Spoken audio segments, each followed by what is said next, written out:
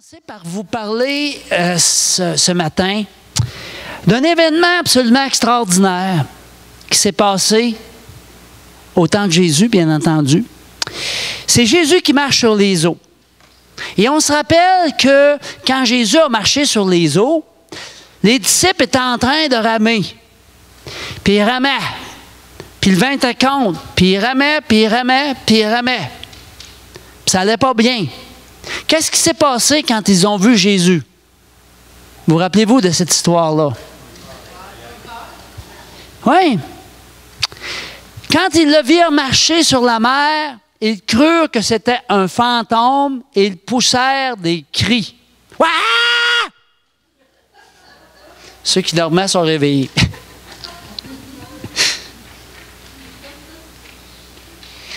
Mais pour bien se mettre dans le contexte, OK, on va retourner au début de ce passage-là. Allons voir dans Marc 6, 45. Jésus venait de faire de grands miracles, qu'on va parler plus tard. Et voici, ça dit aussitôt après. Il obligea. Le mot obligé ici, là, quand j'ai lu ce passage-là, on aurait dit qu'il flashait dans ma face.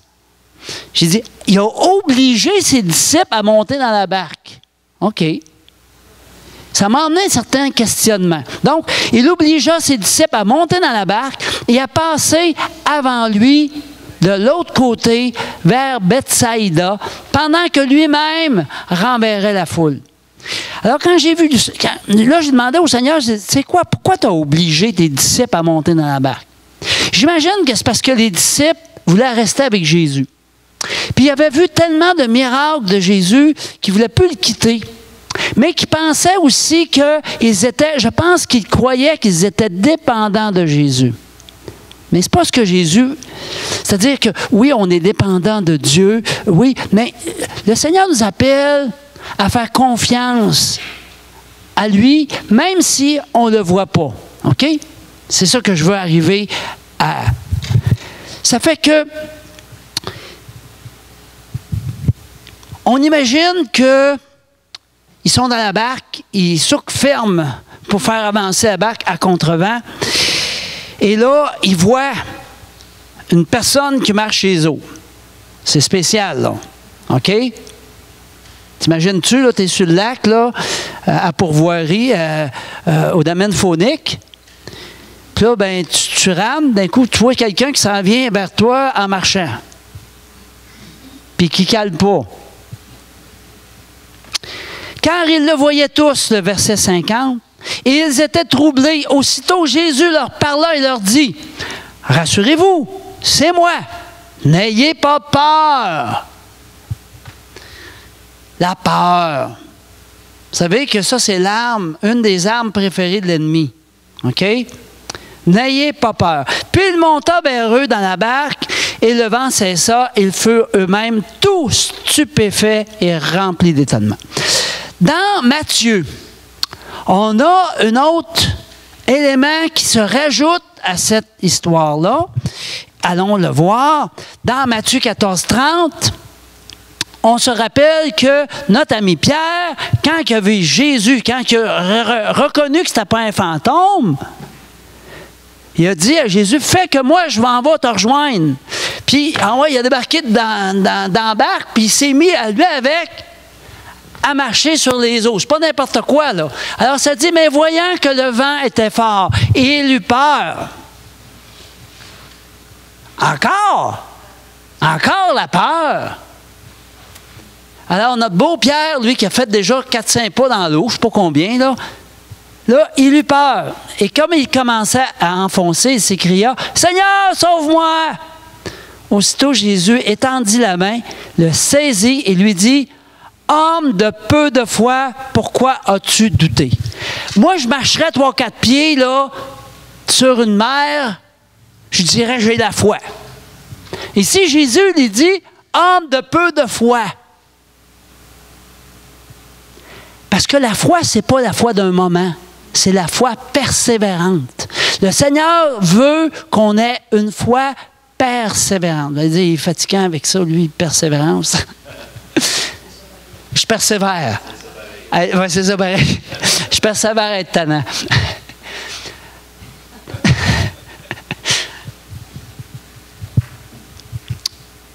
Maintenant, qu'est-ce qui s'est passé avant cet événement-là?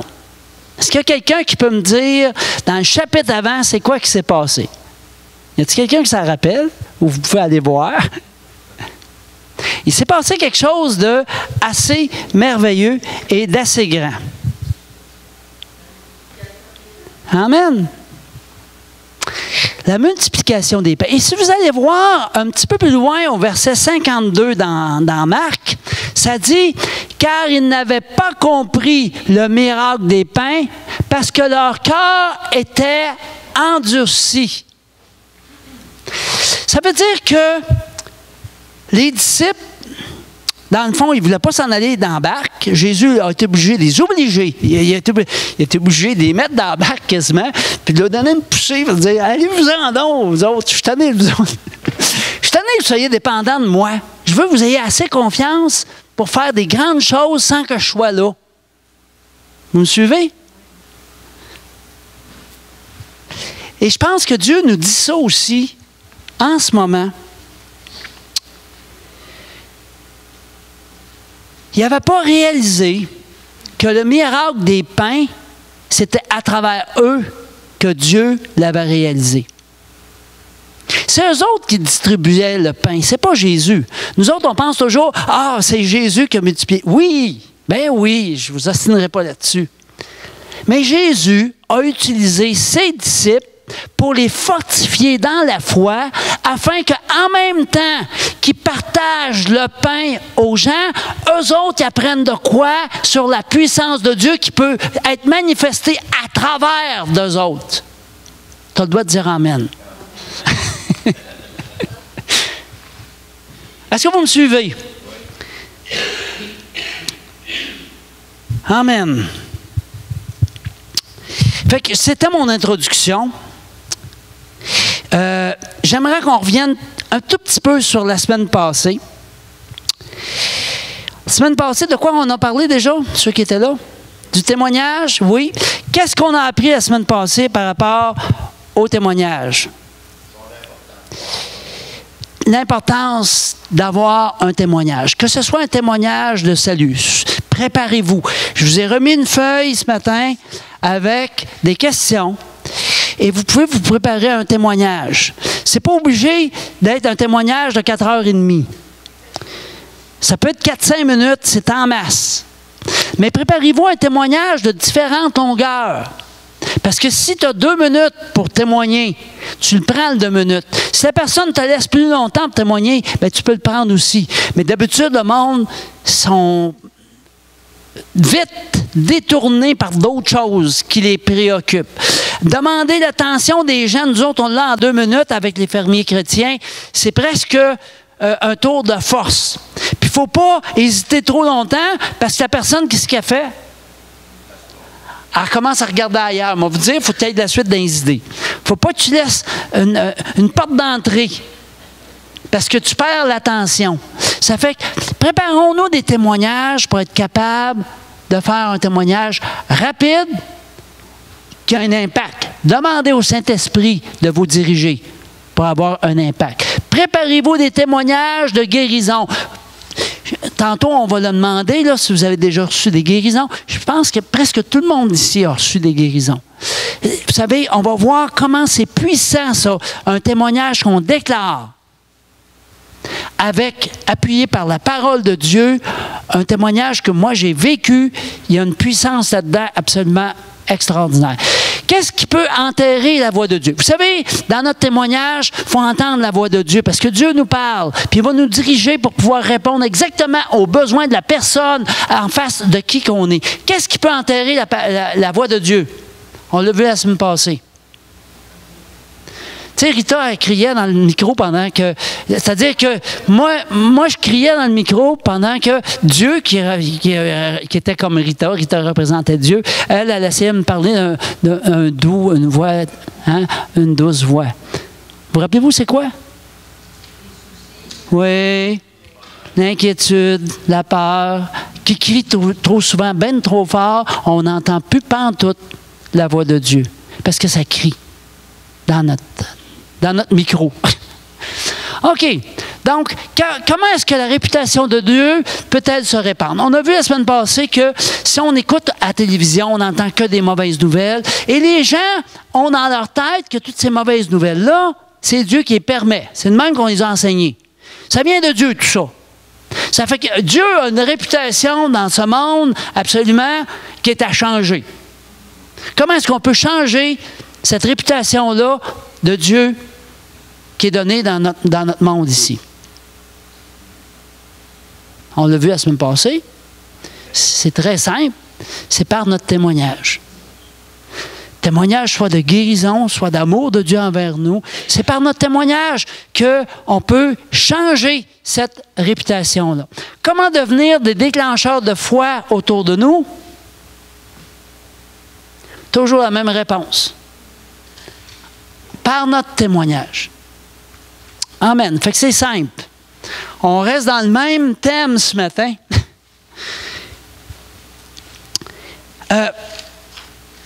Et c'est bon. Maintenant, on peut parler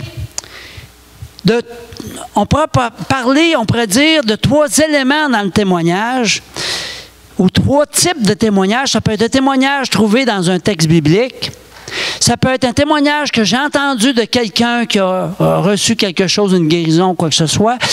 Et c'est certainement le témoignage que nous, on a vécu personnellement. Amen? Ça fait qu'il y a ces 3 types de témoignages-là.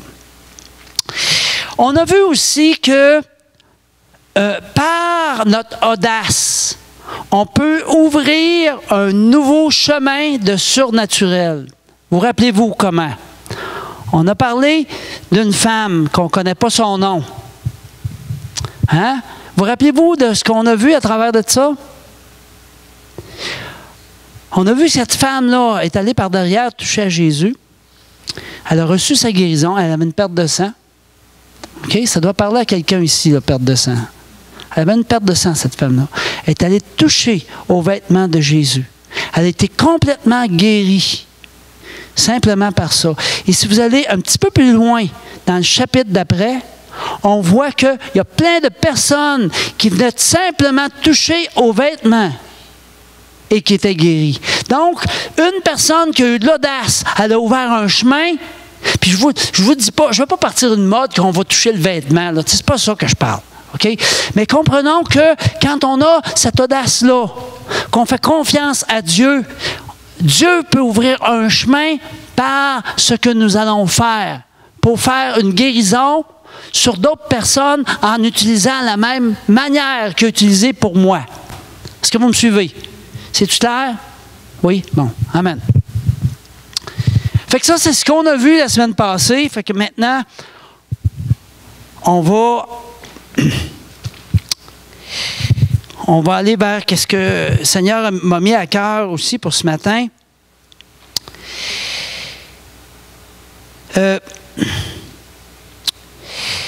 Notre témoignage, c'est la puissance de Dieu démontrée dans notre vie. Et les gens ont besoin de ça, parce que si ça reste théorique, on ne pourra pas vraiment faire avancer l'œuvre de Dieu sur la terre. Maintenant, on sait que Dieu est le Dieu de la parole, que c'est le Dieu des préceptes. Comment faire en sorte qu'il devienne le Dieu qui agit?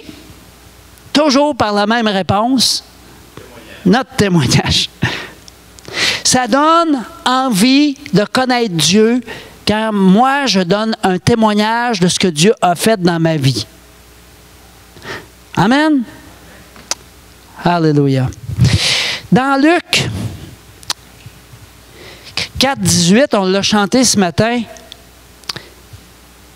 Jésus était dans la synagogue, il a ouvert le rouleau et il s'est mis à lire « L'Esprit du Seigneur est sur moi, parce qu'il m'a oint pour annoncer une bonne nouvelle aux pauvres.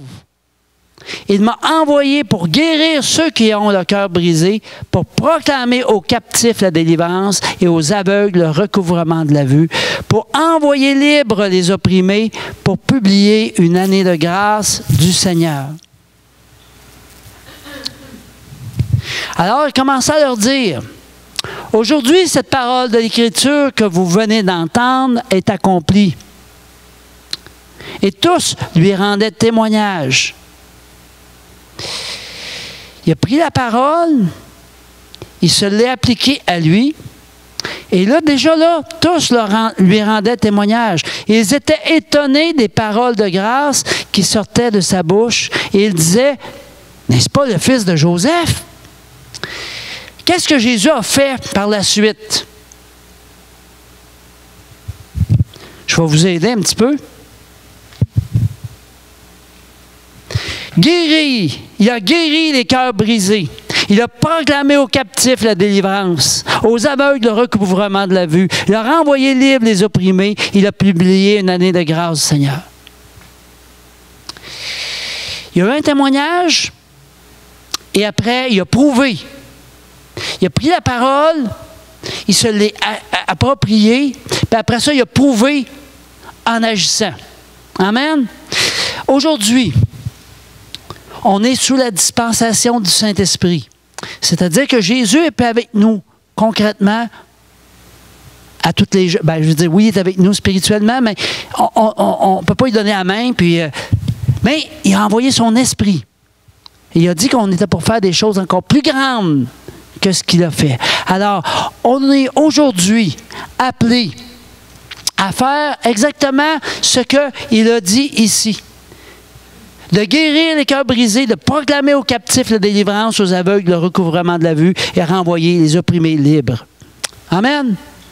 C'est notre responsabilité. Amen.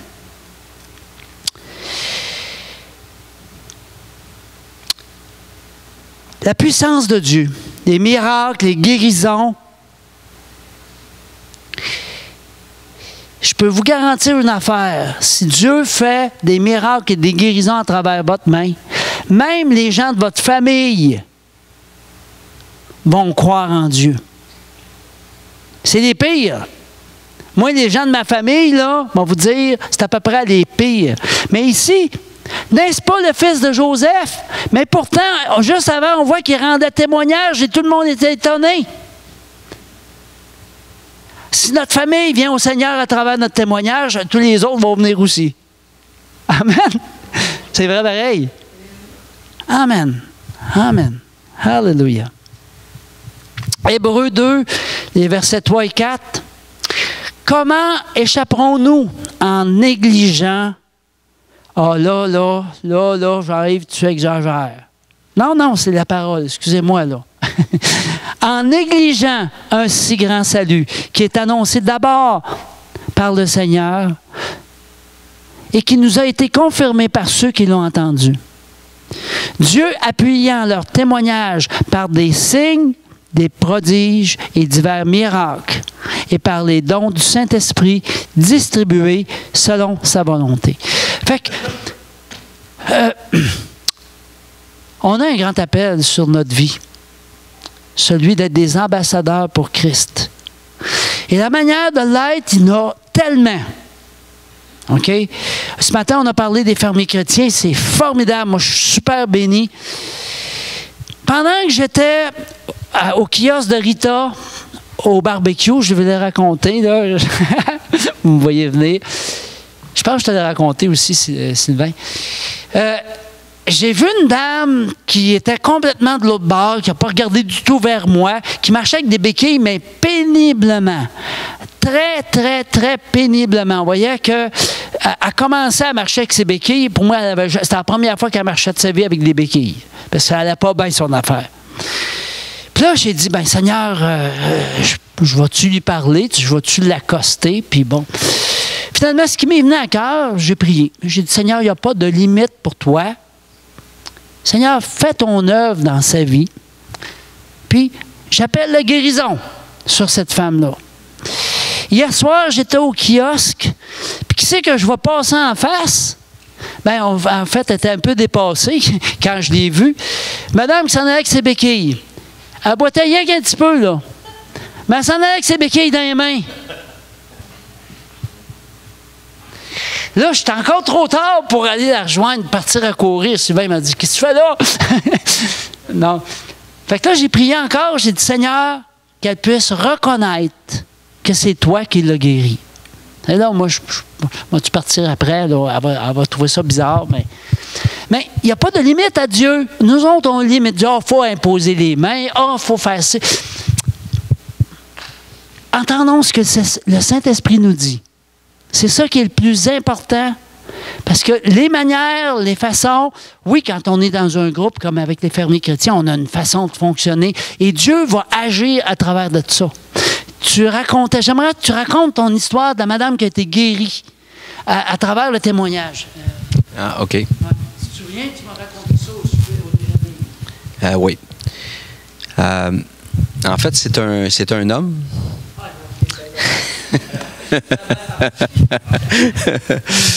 Ben, c'est quand même un être humain, là.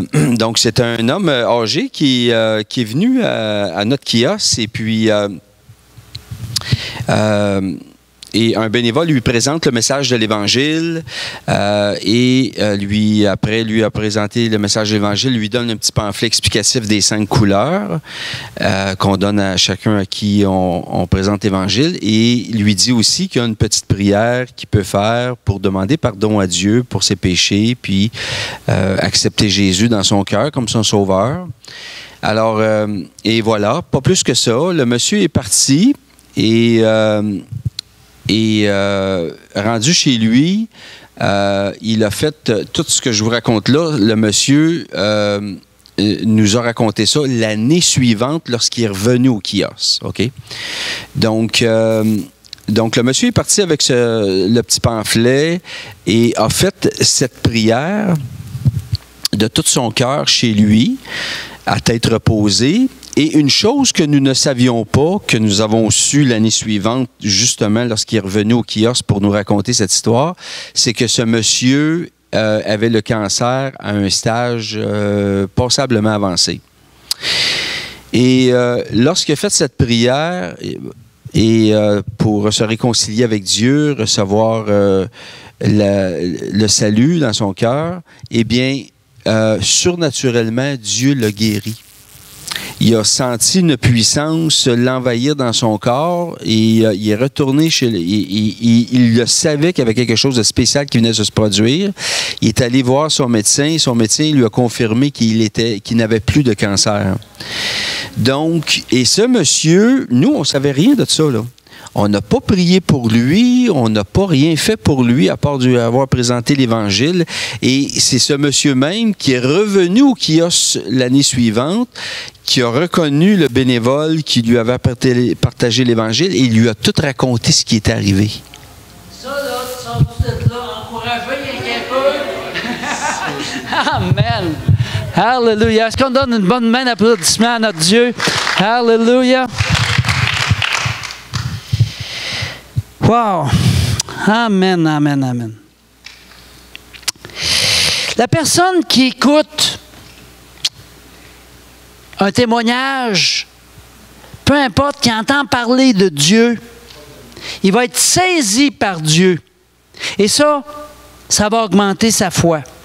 La foi plus Dieu est égale à la plupart du temps à miracle. Parce que déjà là, que quelqu'un vienne au Seigneur, qui décide d'aller faire la prière de repentance en retournant chez eux, c'est déjà un miracle. OK? Mais ici, le mot salut et guérison, c'est le même. Hein? Ça fait que la personne a reçu à la fois le salut et la guérison. Amen. Donc, soyons attentifs à c'est quoi la manière que Dieu veut que je fasse. Il n'y a pas une méthode, voici, il faut que tu suives ça de même. Non. Oui. Respecte les règles si tu travailles avec les fermiers chrétiens, respecte les règles qu'on va te donner, puis Dieu va agir avec puissance. OK? Amen.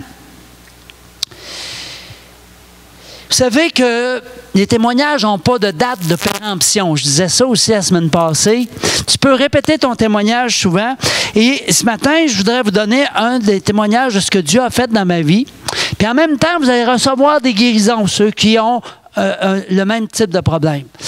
J'étais en Afrique, on était coopérants volontaires, et puis ça faisait 2 ans qu'on était là-bas. Et puis cette journée-là, j'avais engagé un jeune homme, c'était la première journée. J'ai dit, tu vas chauffer le pick-up, et puis on va charrier la marde. Okay? On va prendre comme ça, du fumier. OK? On charriait du fumier d'une place chez les éleveurs vers les agriculteurs qui faisaient de l'élevage. Ça fait que à un moment donné, ça faisait peut-être 1 ou 2 voyages qu'il faisait. Moi, je devais partir d'un village puis me rendre à l'autre. Ça fait que j'ai embarqué avec lui. Et puis, pendant que j'avais la tête baissée, quand je me suis relevé, la route n'était plus rendue là, elle était rendue comme ça. Puis là, bon, on est parti. Là, demandez-moi pas ce qui s'est passé, mais il y a un villageois qui m'a dit, il dit, vous avez fait 3 capots comme ça. Puis moi, j'ai passé à travers le pare-brise et je me suis retrouvé à terre sans conscience. Il paraît que, moi, il y en a certains qui me disent que je suis assez positif. Il paraît que je disais, dans mon inconscience, faites-vous-en pas, on va tout régler ça. Ouais. Mais en tout cas, fait que je me souviens juste que je me suis réveillé après un certain temps. Et là, je suis embarqué dans un pick-up. C'était des Hollandais. Et puis là, tous les trous, je les sentais dans mon dos. Mais sentir pas à peu près. Là, j'étais coupé partout. Là, j'étais vraiment magané. Là, ben magané. Et là, je suis arrivé à l'hôpital. Et puis là, ils m'ont dit, t'as mal où? Ben, j'ai dit, je me sens plus le dos, ça fait mal. J'avais rien qu'envie. J'arrêtais pas de dire, arrête, diminue de vitesse, tu vas bien trop vite. Mais dans le fond, puis en Afrique, à cette époque-là, il y avait plus de trous que d'asphalte. C'est presque comme Montréal, non? Ça fait que, bon, ils me prennent une radiographie. Et puis là, ben, il arrive à la conclusion, M. Marleau, vous allez pouvoir marcher encore, d'après ce que je vois, mais les coussins entre les vertèbres, là, il dit, il y en a plusieurs, il m'avait dit le nombre, là, qui sont écrasés. Puis ça, il dit, ça ne se répare pas. Ça fait qu'il dit, vous ne pourrez plus forcer.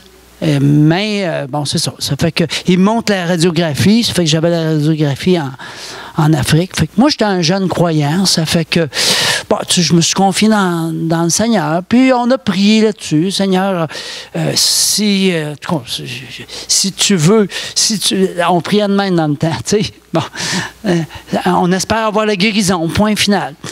Ça fait que quand je suis revenu au Québec, 1 an et demi plus tard, la première job que je pogne, c'est de travailler sur une pépinière, arracher des arbres à la main. Fait que là, je dis à Rita, j'ai dit, ouais, pas sûr, je vais avoir la job, surtout qu'ils viennent me demander d'aller passer chez le médecin avant, puis de faire une radiographie, parce qu'il ne veut pas avoir un cas de CSST. Fait que, bon, en tout cas, je m'en vais à l'hôpital, ils prennent une radiographie. J'ai dit, puis comment est mon dos? Il dit, votre dos, monsieur Marleau, il dit, parfait. Là, il me sort la radiographie. Tous les coussins avaient tous repris exactement leur amplitude. J'avais une guérison complète dans mon dos. Fait que si ce matin, ou si un jour, si de temps en temps, tu as mal au dos, OK? Reçois ce témoignage, sachant que Jésus l'a déjà fait dans la parole, donc on s'appuie sur la parole de Dieu, mais on s'appuie aussi sur le témoignage de ce que Dieu a fait. Et là, vous allez voir des miracles. Est-ce que vous voyez ce que je veux dire, là où je m'en vais? C'est que, oui, on s'appuie sur la parole, mais en plus, on ajoute notre témoignage. Et là, on voit des guérisons extraordinaires. Amen? Amen.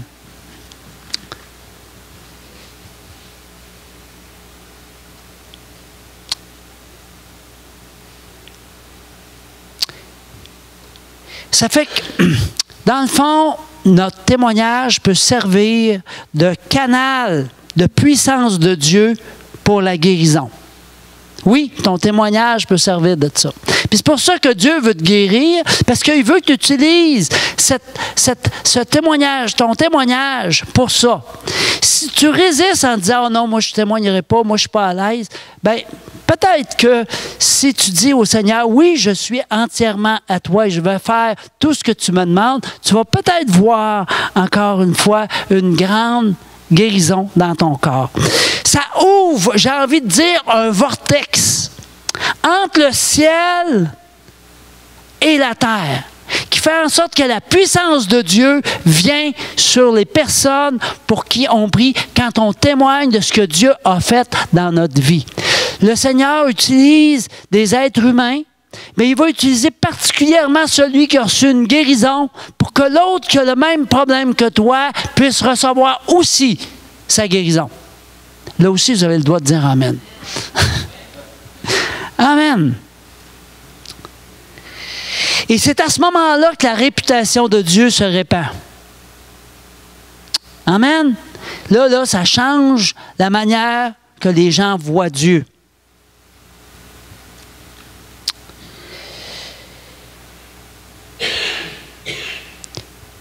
On présente un Dieu qui a des préceptes, oui, qui est un Dieu de parole, mais un Dieu aussi qui agit et qui a une puissance qui dépasse tout notre entendement.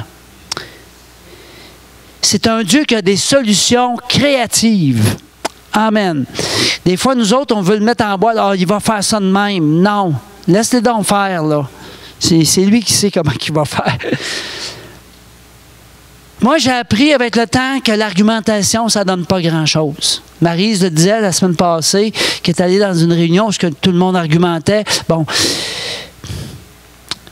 juste partager ce que Dieu a fait, là, c'est encore pas mal meilleur que de l'argumentation. Amen. Donc, votre témoignage est une source de foi pour ceux qui vous entourent, qui vous entendent. J'aimerais vous emmener juste ailleurs pour quelques secondes. L'arche de l'Alliance, qu'on appelle aussi l'arche du témoignage. Si on l'appelle l'arche du témoignage, c'est parce que ça a rapport avec le témoignage. OK, bon. Regardons maintenant, elle contenait 3 choses. Premièrement, les tables de la loi, qui sont les principes de Dieu. Deuxièmement, un pot avec la manne, comme souvenir de comment Dieu a pourvu à nos besoins. Dieu a pourvu avec la manne aux besoins d'Israël pendant qu'ils étaient dans le désert. C'est pas pour rien qu'ils ont mis de la manne dans l'arche de l'Alliance ou dans l'arche du témoignage. C'est que on doit se rappeler que c'est le Dieu qui pourvoit. On ne sait pas de quelle manière, mais on sait que c'est le Dieu qui... Le Dieu qui? OK. Amen. Puis troisièmement, il y avait le bâton d'Aaron qui avait poussé des amandes comme preuve que Dieu est celui qui donne la vie aux morts et intervient surnaturellement. 3 éléments dans l'arche du témoignage. J'aime ça. Moi, ça me bénit au bout. Je me dis, wow, OK, c'est un Dieu qui a tout ça. Wow! Et que c'est un grand Dieu. Alléluia. Donc, ce n'est pas juste des commandements. Oui, il y en a.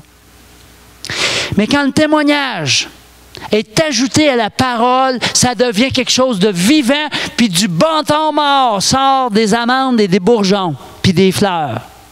Est-ce qu'on croit ça? Amen. Amen. Ça devient un Dieu qui est vraiment tout puissant. Ce que Dieu fait, il le fait à travers le Saint-Esprit. L'arche de l'Alliance était le lieu très saint. Il est où le lieu très saint maintenant dans la Nouvelle Alliance? En nous. Le lieu très saint est en nous. Donc, ces 3 éléments-là devraient habiter en nous. Être tout le temps prêt. Es-tu tout le temps prêt? Bonne question. Moi, je peux répondre à ça. Non, je ne suis pas toujours prêt. Il y a des fois que je manque mon coup, pas à peu près. Puis même quand la madame est passée, j'ai dit, j'ai manqué mon coup. J'aurais dû me lever et aller prier pour elle. Tu sais, on est humain, là. Mais Dieu est Dieu. Dieu est Dieu. Alléluia. Donc, nous sommes le Saint-Esprit. Nous sommes, en nous réside le lieu très saint. En nous réside le Saint-Esprit. On a tous accès au don de guérison. Si tu ne l'as pas vu, c'est que l'atmosphère propice n'était pas présente. Puis cette atmosphère-là propice, c'est à toi de la créer à travers ton témoignage, à travers la parole de Dieu, à travers ta persévérance, à travers ton amour, à travers ta compassion. Amen. À travers ce que Dieu a fait en toi aussi.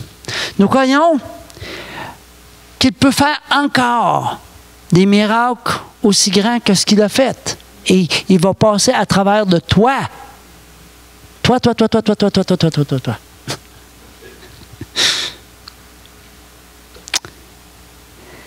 Donc, une de nos tâches, c'est d'emmener la puissance surnaturelle dans le naturel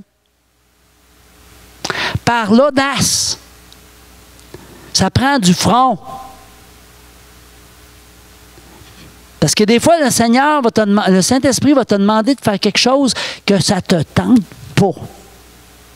Tu sais, ça ne te tente pas. OK, super. Merci de me rappeler.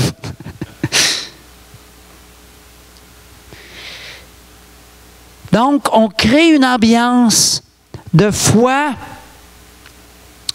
et de surnaturel quand on fait un témoignage de ce que Dieu a fait dans notre vie. J'aimerais juste prendre il nous reste encore quelques minutes. Qui ici a reçu une guérison?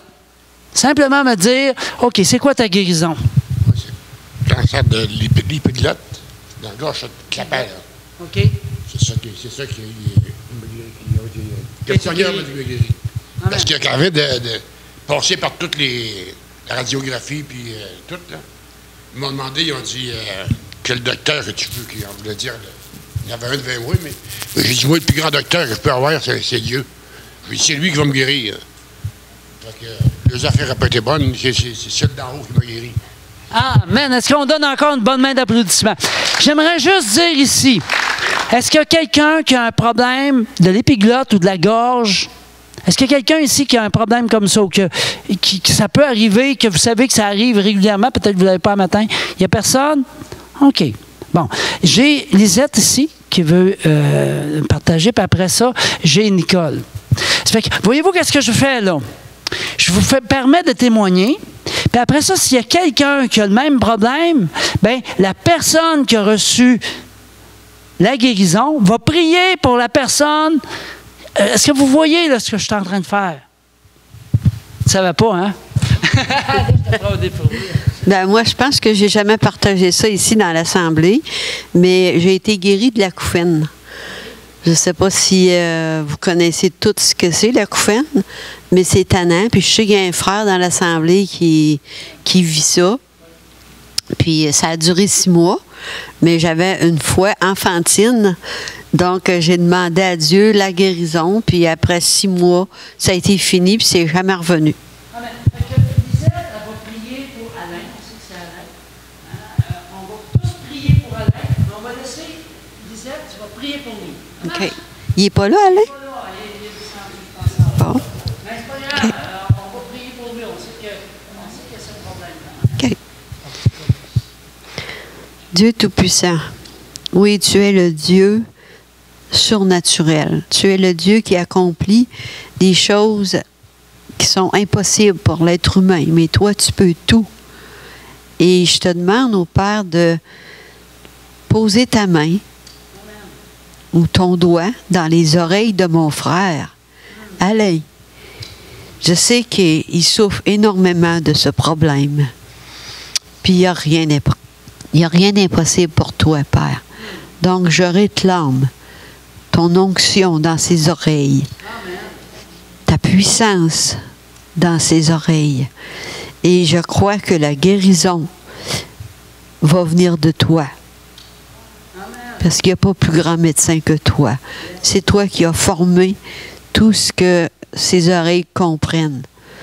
Donc, je m'attends à ce que mon frère partage une guérison surnaturelle. Je te remercie à l'avance, Père. Amen. Au nom de Jésus. Amen. Jean-Guy, j'aimerais ça que tu pries pour Jean. Notre frère qui a des problèmes de gorge, il n'est pas là ce matin, mais j'aimerais ça que tu pries pour lui. Étant donné que tu as reçu cette guérison-là dans ta gorge, j'ai senti que cet esprit me poussait. Amen.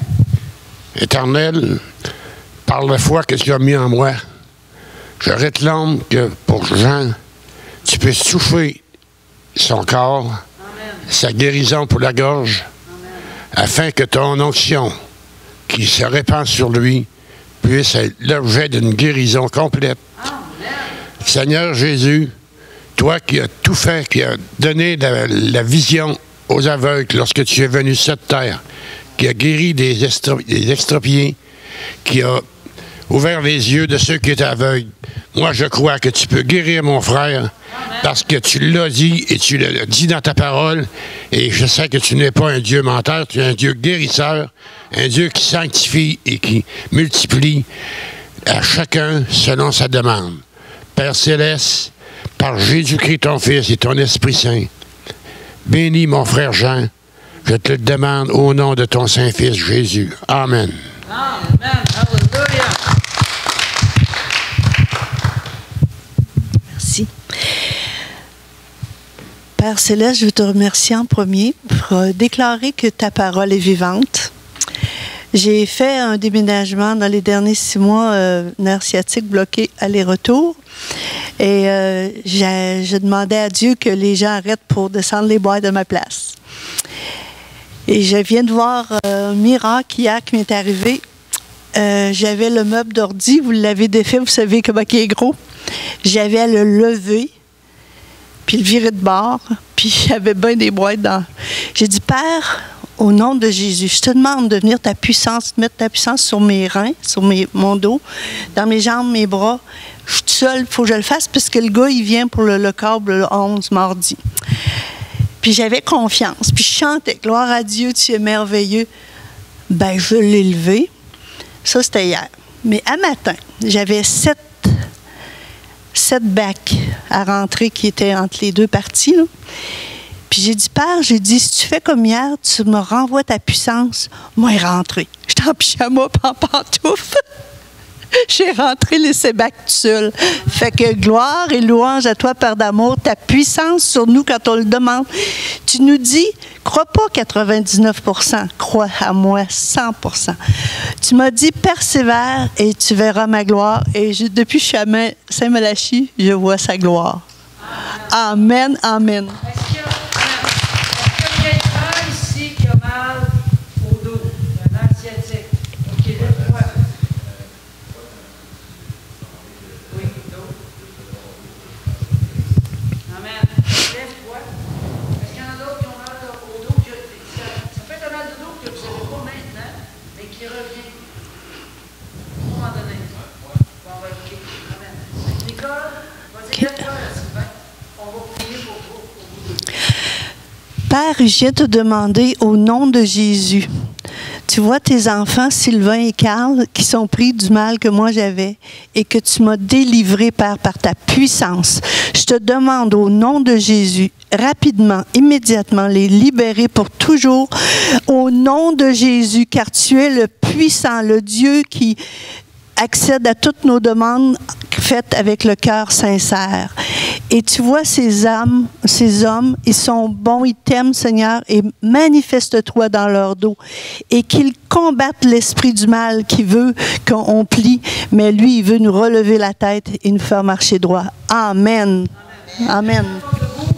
Je vais compléter parce que moi aussi, j'ai reçu une guérison dans le dos et je veux vraiment prier pour vous. Alors, j'ordonne à toutes les vertèbres, à tous les coussins, de reprendre leur place telle qu'ils ont été créés. Nous commandons aux nerfs de reprendre leur place. Nous commandons aux muscles qui reprennent la place telle qu'ils ont été créés et recevez maintenant la guérison divine dans vos corps, dans le nom de Jésus. Amen.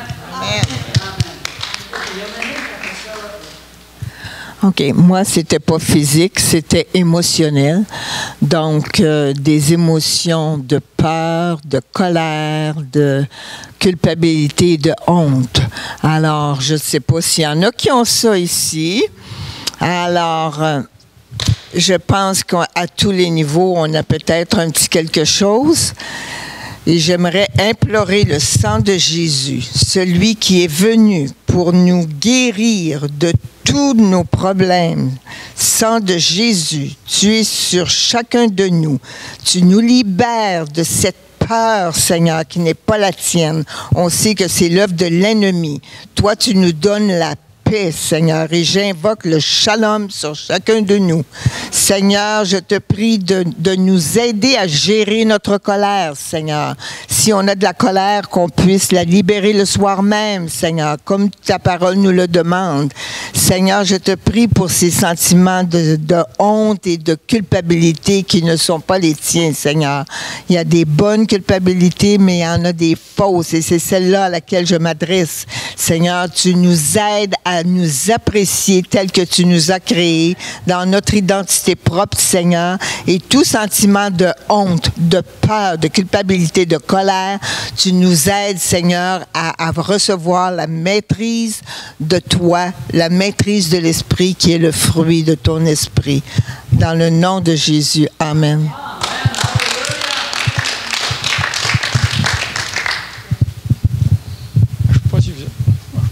Veux-tu que je parle? Ça va? Oui, bien. Je ne vais pas avoir besoin du micro. Ah, mais c'est pas grave, c'est OK, notre frère, il nous a montré un moyen comment Dieu peut agir à travers un frère et une sœur. Il y a une parole qui montait tout à l'heure quand il partageait ça, c'est que Dieu regarde au cœur. Et c'est ce qu'il a regardé pour la femme qui avait une perte de sang. Cette femme-là avait entendu parler de Jésus. Et c'est sa foi, c'est avant que Jésus soit ressuscité, là. C'est pas la Pentecôte. Mais dans chacun de nous, Dieu a mis la foi. Le juste vivra par la foi.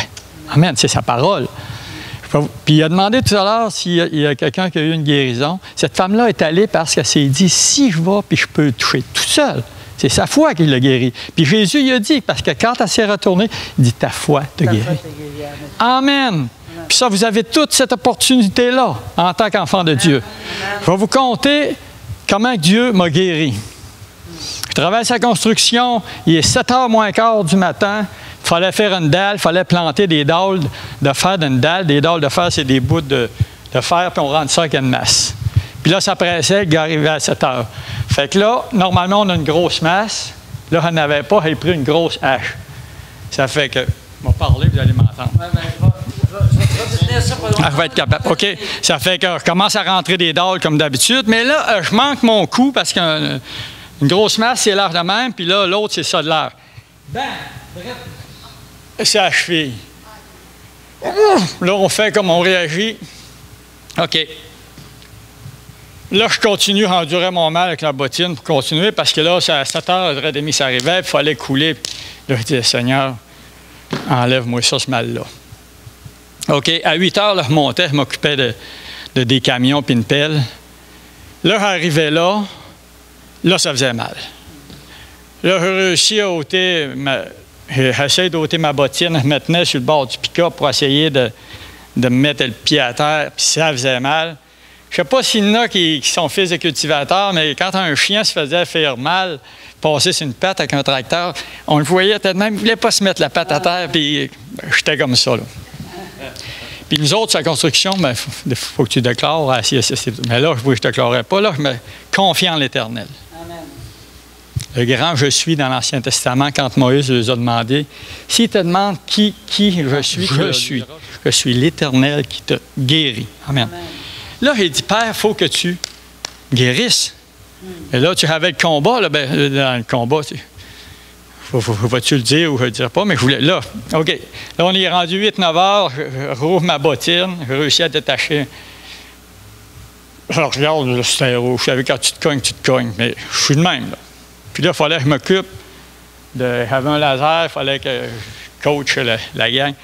Là, je m'étais pris un bâton. Là, je marchais pour juste, puis là, je disais, Seigneur, guéris. Il faut que tu me relèves. C'était 15 jours avant les fêtes. J'ai dit, ça n'a pas de bon sens. C'est moi qu'il fallait aller ramasser les outils. J'avais une job à les ramasser. J'étais journalier.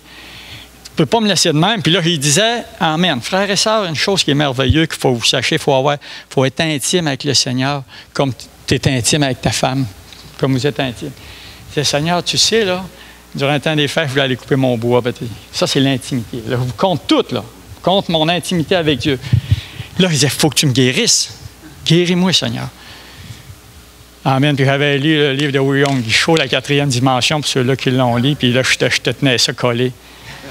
Il disait, Seigneur, tu vas me guérir. Puis je priais dans le nom de Jésus. Puis douleur, va-t'en. Quand on est enfant de Dieu, ça dit qu'on engage un combat contre le... En tout cas, là, ça n'a pas rapport comme tel. Je m'étais fait mal.